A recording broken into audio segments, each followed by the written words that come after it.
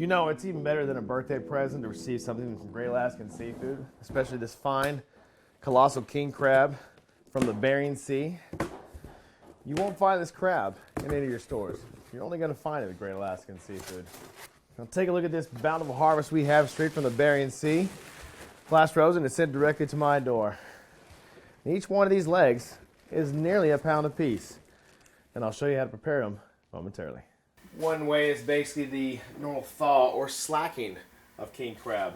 So we're taking that ice sheen off of it, allowing it to become to almost a room temperature in cold water. Always in cold water. Now if you're in a hurry and your legs are still frozen and your party needs to be cooked that evening, we can go straight from frozen and cook these legs directly into our boiling pot, which is set here. And I will allow them to steep.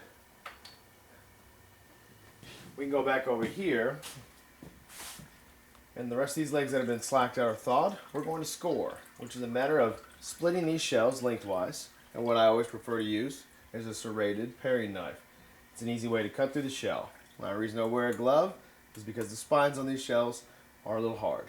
Alright, so I'm just sliding into these legs and scoring them with a serrated paring knife, which I find easiest of use to slice through these shells, which are already cooked, by the way.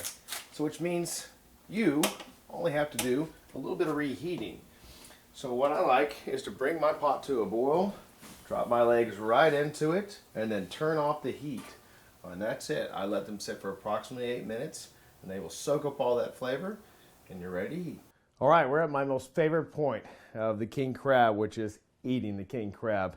We're ready to plate it. We've got our steeping liquid here, which is just basically a little bit of sugar, water, butter, and I let these already cooked king crabs do the rest. Now our plating this evening will be a linguine, a little clam sauce, green onion, and garlic. All right, with the split king crab. Can't get any better Wild Alaskan Seafood than that.